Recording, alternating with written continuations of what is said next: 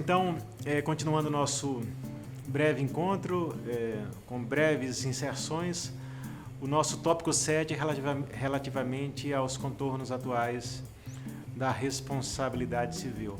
Bom, pessoal, no nosso encontro passado, no nosso tópico 6, eu falei também sobre o transporte de pessoas. Talvez seja oportuno fazer um breve registro aqui. A jurisprudência do Supremo, ela fazia antes uma diferenciação muito criticável. Ela dizia assim: olha, quando a vítima do dano for passageiro, for um usuário do transporte público, vocês sabem que os transportes de ônibus, por exemplo, intramunicipais são concessões, né? Então a ele se aplica também a responsabilidade objetiva do Estado prevista no artigo 37, parágrafo 6º da Constituição, que é objetiva na modalidade do risco administrativo há muito tempo no Brasil, viu, gente?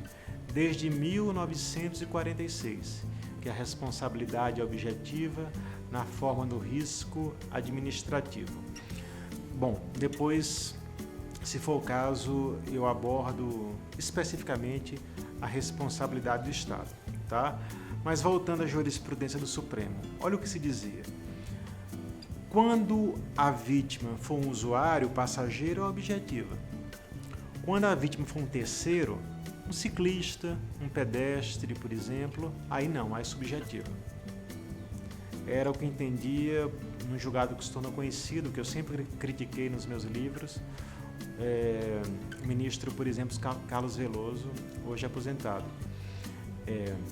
Pois bem, gente, essa posição, felizmente, foi revista pelo Supremo há poucos anos, pelo Pleno, no julgado com repercussão geral, e hoje se entende, a meu ver corretamente, que a responsabilidade é objetiva tanto para os usuários do serviço público como para terceiros, um ciclista, um pedestre, tá? Ela é objetiva em todos os casos. Aliás, pessoal, não só à luz da Constituição, não, tá? Também nós podemos nos valer dos conteúdos normativos do CDC, do Código de Defesa do Consumidor, para fundamentar também aí essa posição.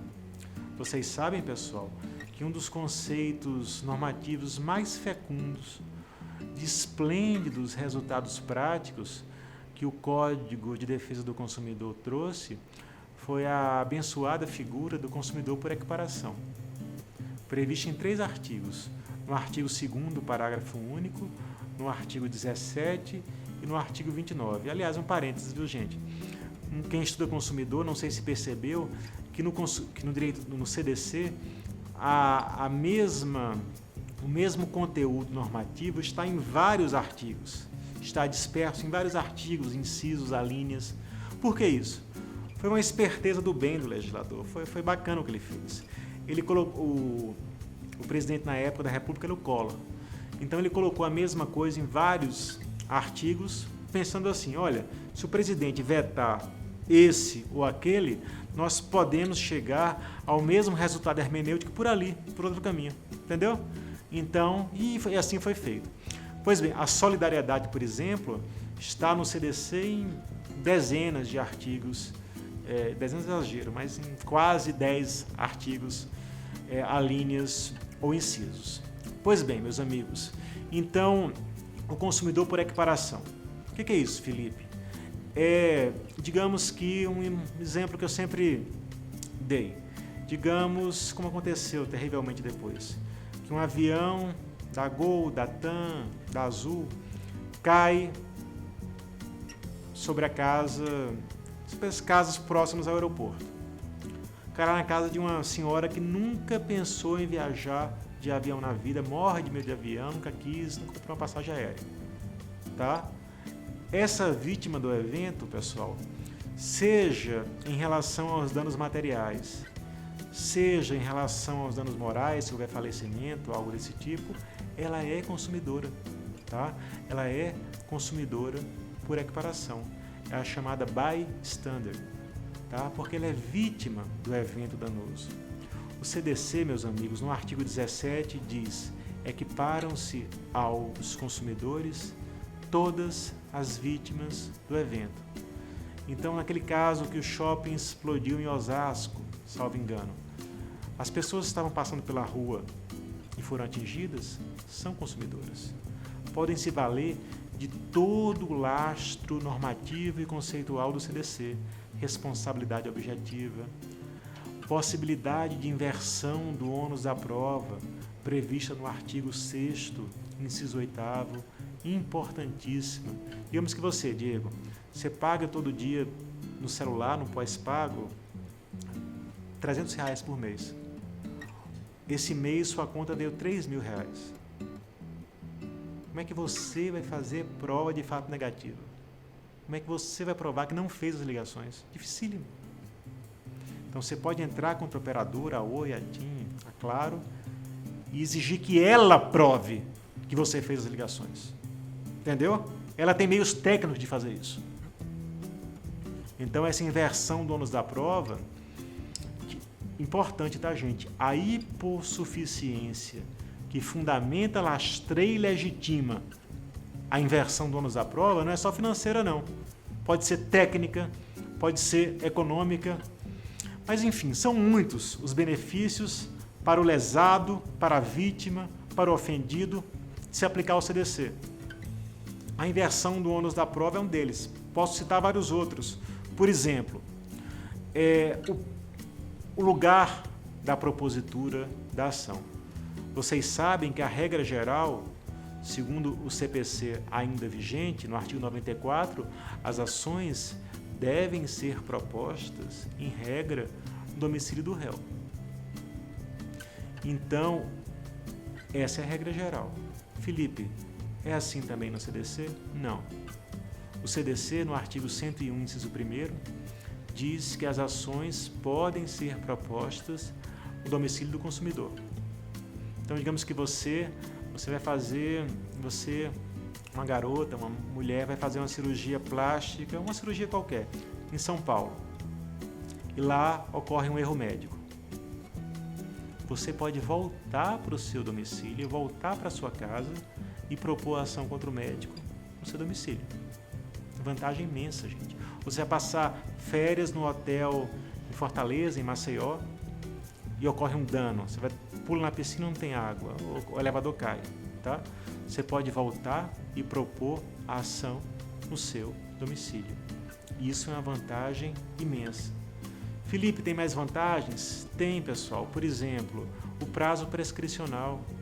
O prazo prescricional, segundo o Código Civil, previsto no artigo 206, parágrafo 3º, inciso 5º, é de 3 anos. Dano moral ou material.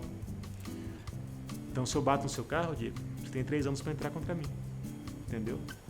Já se você sofre um acidente num hotel, sabe, numa faculdade privada, o que for, o prazo é 5 anos. Lembrando, tá, gente, que a relação médico-paciente é relação de consumo. Embora a relação advogado e cliente, segundo o STJ, não é relação de consumo. Posição em relação tem algumas reservas, como eu explicito no meu livro de consumidor. Mas esse é o ponto. Que outras vantagens? O prazo prescricional, pessoal, é 5 anos nas relações de consumo. Outro exemplo possível. As relações de consumo não admitem, por exemplo, a denunciação da lide. O CDC veda no artigo 88 em relação ao comerciante. A jurisprudência do STJ ampliou essa vedação para qualquer relação de consumo, tá? Então, digamos que você sofre um acidente em razão dos freios do seu carro novo.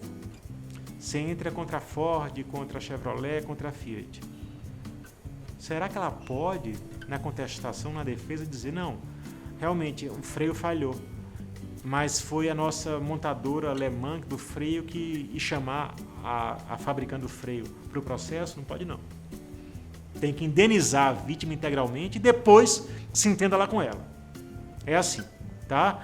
Então, Sem falar, né, gente, que os deveres de informação são muito mais severos nas relações de consumo. O STJ tem entendido que a informação para o fornecedor se desincumbir do dever de informar, a informação tem que ser a um só tempo completa, gratuita e útil. E mais ainda, olha que interessante, o fornecedor não pode,